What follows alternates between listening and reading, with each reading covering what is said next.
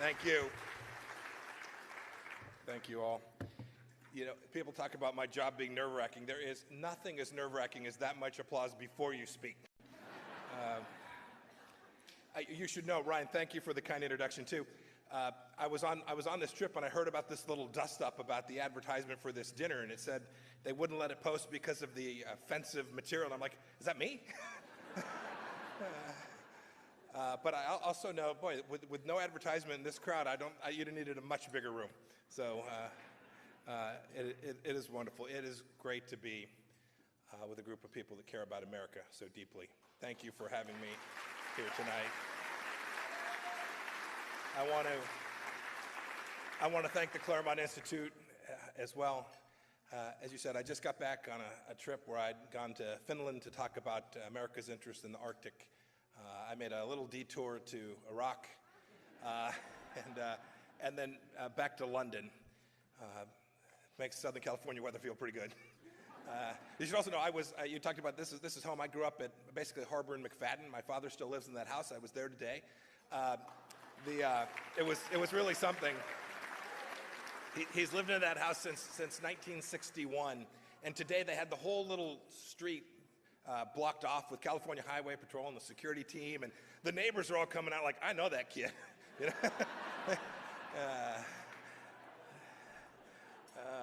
You know, the Bible describes John the Baptist as the voice of one crying in the wilderness, and I sometimes think about the Claremont Institute that way. You know, I call Kansas home. It's where I spent the bulk of my adult life outside of the military, but I'd spent my childhood here, of course, when Ronald Reagan was the governor, and I have to tell you, California's changed a little bit since I left. So I may have to come back and help you all get it right.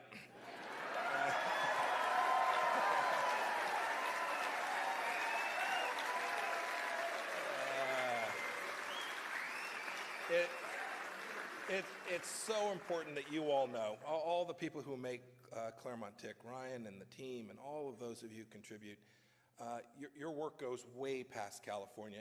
As Ryan said, there's been a lot written in the Claremont Review of Books that clarify the aims and undertakings of what we're trying to do in this administration, and the hundreds of fellows that you've educated over the years who are defending the first principles on the front lines. In fact, Ryan mentioned I have a senior advisor, Mary Kissel, and a speech writer who's sitting over here to my left. The two of them wrote this tonight, so if you don't like it, it is on you. It also will exploit my Leo Strauss quotes. So you're the only ones that might laugh at that joke, so thank you. Look, all kidding aside, your work to preserve the ideals of the American founding is absolutely what America needs. There is literally, as I travel the world, there is nothing more distinctive about the United States than our politics, and wonderfully so. We are the truly greatest experiment in human freedom that the world has ever seen, and I, as America's senior diplomat, benefit from that every day.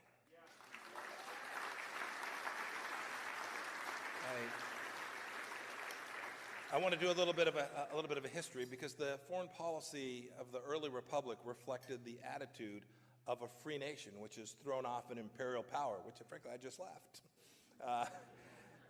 Look, I think there's three words that characterize that. They would be realism, restraint, and respect. And I'll talk about each of them for just a moment. First, realism. The founders were keen students of human nature and history. They saw that conflict is the normative experience for nations. Hamilton put this in Federalist 34. He said, quote, "To judge from the history of mankind, we shall be compelled to conclude that the fire and destructive passions of war reign in the human breast with much more powerful sway than the mild and beneficial sentiments of peace," end of quote. I'll simplify. The founders knew peace wasn't the norm. And in response to this reality, the founders knew the first duty of the federal government was to provide for the safety of its citizens. Madison said, quote, "Security is an avowed and essential object of the American Union." We all know that. How about restraint? The founders sought to protect our interests but avoid adventurism. The Barbary War, fought so soon after independence, was an effort of last resort to protect our vital commercial interests. The Monroe Doctrine, relevant even today, was a message of deterrence, not a license to grab land. Peace and friendship, said Jefferson, with all mankind is our wisest policy, and I wish we may be permitted to pursue it, but the temper and folly of our enemies may not leave this in our choice. And finally, respect. The founders recently cast off the tyranny of an empire. They were not eager to subjugate others. In 1821, John Quincy Adams wrote that America goes not abroad in search of monsters to destroy, but indeed quite the opposite. She is the well-wisher to the freedom and independence of all. And as the first nation of its kind, the world would see America as a model for self-government and liberty, and a special bond would link America to any nation that loved those things. Let's contrast the founders' ideas to the foreign policy of the late 20th century and early 21st century. American leaders had drifted from realism. At the dawn of the post-Cold War era, hopes were high that enfolding the likes of China and Russia into a so-called rules-based international order would hasten their domestic evolution towards democracy. We hope this order, comprised of institutions and agreed upon by codes of conduct, would temper their actions towards neighbors and to our country. But we can see now, 30 years on, after the end of the Cold War, that the Putin regime slays dissidents in cold blood and invades its neighbors, that the Chinese Communist Party has detained more than 1 million Chinese Muslims in labor camps, and it uses coercion and corruption as its primary tools of statecraft. And as I'll talk about here in just a little bit, both countries have foreign policies intent on eroding American power. We can't blame our leaders for their optimism, but we can blame them for having misjudged those regimes.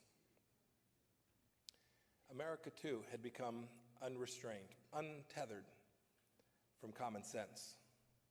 The institutions we built to defend the free world against the Soviet menace had drifted from their original mission set. Indeed, some of them had become directly antagonistic to our interests while we kept silent. We bought into trade agreements that helped hollow out our own middle class. We sacrificed American competitiveness for accolades from the UN and climate activists. And we engaged in conflicts without a clear sense of mission. No more. And to round out this trio, we had lost...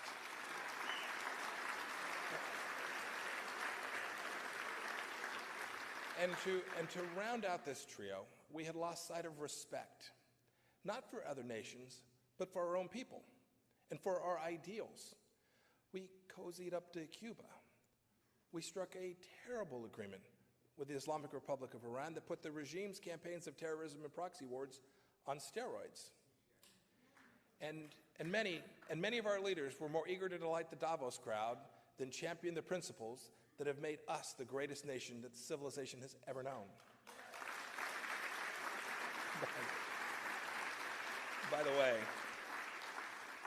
By the way, the Claremont Institute sadly knows.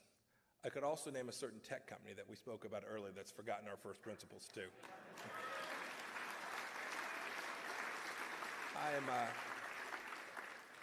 I'm very confident. I'm very confident the founders would have been perplexed by those moves. We had too much confidence in the international system and not enough confidence in our own nation. And we had too little courage to confront regimes squarely opposed to our interest and to our values.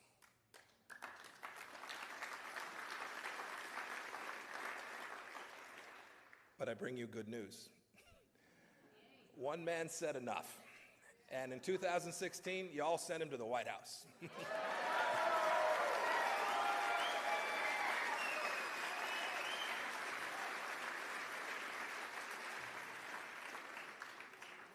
President Trump's prescription for foreign policy was very simple, right? America first.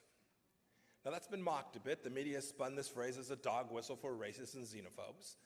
But you know, I've spent a fair amount of time with President Trump. In fact, virtually every single day these past 2 years. Yeah, sometimes so good, sometimes more challenging for all of us, yes. But here's what this really means. It means that, like millions and millions of Americans, President Trump loves this country and wants to see it do well in the world. Not at the expense of others, but to the benefit of our people, and by extension, the nations that share our values and our strategic goals. It's really that simple. If there is a natural law of foreign policy, this is it. And while he wishes every country enjoyed the freedoms we enjoy here, he has no aspiration to use force to spread the American model. You can see it in the administration's record of its using force. I can prove it to you. And so importantly, he believes America is exceptional, a place and history apart from normal human experience, the ones that our founders spoke about. President Trump believes it is right, no, indeed more than right, for America to unashamedly advance policy that serves our interests and reflects American ideals.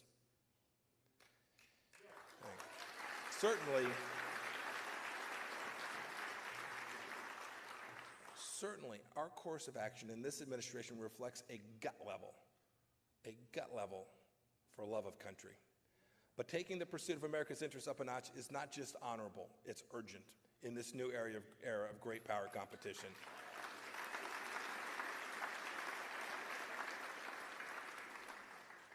On China, the president's taken action to stop China from stealing our stuff. No longer will American companies be forced to hand over their technological crown jewels as the price of doing business in China.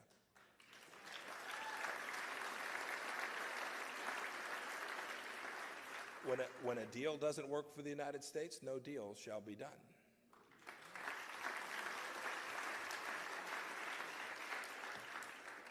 We've bolstered our military presence in the South China Sea, and we've put nations on notice around the world that the sale of key infrastructure and technology companies to China threatens their national security.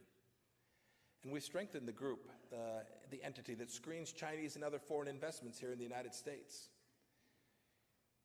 We're also fighting the battle to make sure that the Chinese Communist Party cannot burrow into the data of billions of internet users through companies like Huawei and ZTE. The Internet of Tomorrow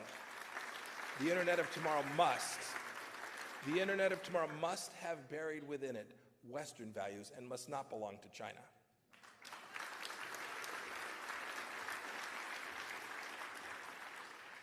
This has been a real pivot to Asia.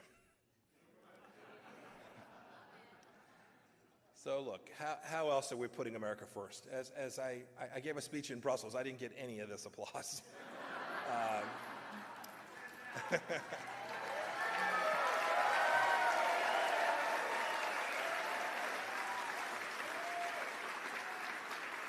I spoke that day in Brussels about international agreements and institutions in which the United States enters. And I said that for us to continue to participate, it must be with our consent. It has to serve our interests and ideals. It seemed pretty straightforward. Look, consider our stated intent to withdraw from the Intermediate-Range Nuclear Force Treaty with Russia. I don't watch much TV, but I've seen the media mandarins swear up and down that America was putting the world closer to nuclear war. But as the 28 NATO allies unanimously concurred, Russia's in violation of the treaty, putting Vladimir Putin closer to an asymmetric advantage of his nuclear forces. Why would one party honor a deal when the other wouldn't? It made no sense. We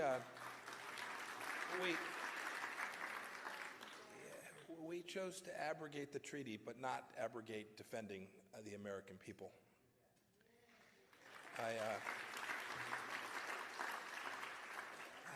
I'll put it another way. Our decision on missiles wasn't rocket science. Yeah, that was one of your own wrote that one. Look, we're also working to ensure that the future of international agreements unambiguously advances American interest. Past efforts, agreements that we'd entered into with North Korea only produced more North Korean nukes and American diplomatic failure. Our diplomacy with the DPRK is laser focused on making sure that we never again have to reopen the North Korean nuclear file. I just this past trip to Hanoi came across a major threshold. I'd spent more time with Chairman Kim than even Dennis Rodman. But I want you all to know this is serious business. We want to make sure that Americans are safe, and we are determined to get our policy with North Korea and to get our allies, Japan and South Korea, and to convince the Russians and the Chinese that this is in the world's best interest, and our diplomatic efforts to get the entire world to engage, to see the risk for what it is, and to help us get North Korea to a brighter future is something that our administration is profoundly proud of.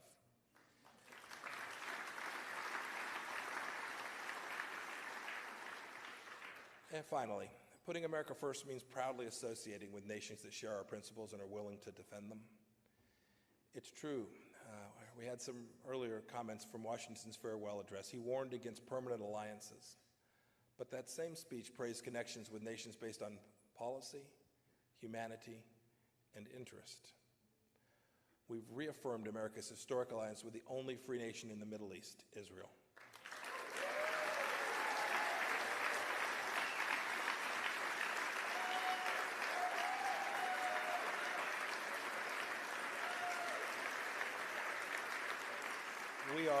We are banding together with like-minded nations like Australia, India, Japan, and South Korea to make sure that each Indo-Pacific nation can protect its sovereignty from coercion. It's part of a greater commitment to a free and open order. You all know this. The distinctive mark of Western civilization is the belief in the inherent worth of human beings, with the attendant respect for God-authored rights and liberties. Indeed, the Declaration says that all men are created equal, and we ought to help nations protect these first things and human rights as well. This new pride in taking America's interests seriously is not just an American phenomenon. Countries all over the world are rediscovering their national identities, and we're supporting them. We're asking them to do what's best for their people as well. The wave of electoral surprises has swept from Britain to the United States and all the way to Brazil. You've all heard the famous line, what's good for General Motors is good for the United States. I actually think the last administration would have said, what's good for the world is good for the United States. Our focus is that what's good for the United States, a foreign policy animated by love of our unique way of life, is good for the world.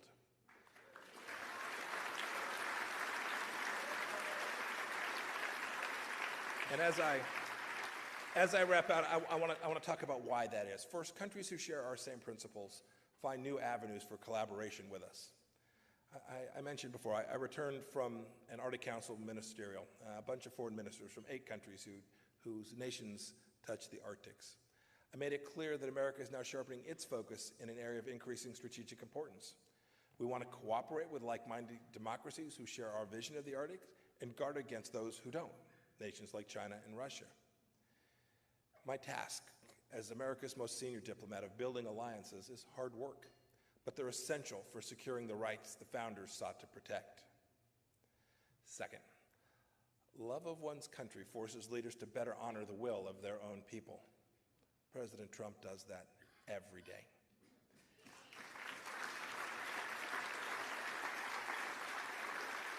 Hamilton had it right. Hamilton had the right idea. He said, under every form of government, rules are only trustees for the happiness and interests of their nation. If democratic leaders are not responsive to the jolts of patriotism which are sweeping the world, they won't be leaders for long. Those who understand that nations are the best vehicle for securing the rights of their citizens will have a much longer shelf life. Third, the third reason why is that I've always been a big believer in competition. I didn't like it when I ran a small business. I wanted my own little monopoly. But the truth of the matter is we all know that America can compete and win against our adversaries on security and any economic issue. But even more importantly, competition forces the best ideas to rise. And among political ideas, there is none better than the American idea.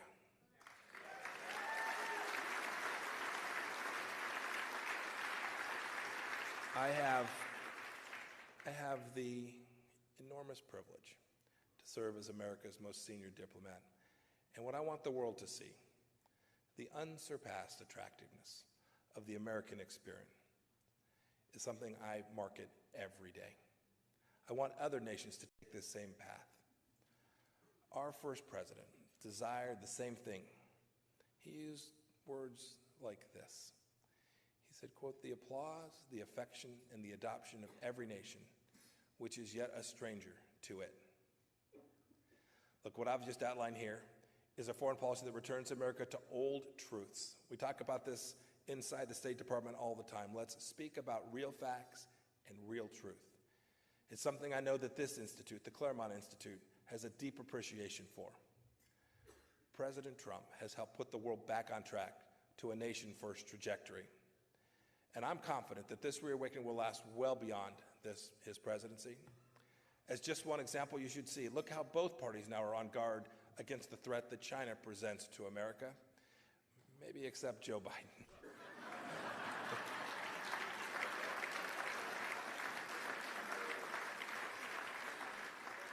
Gotta love him.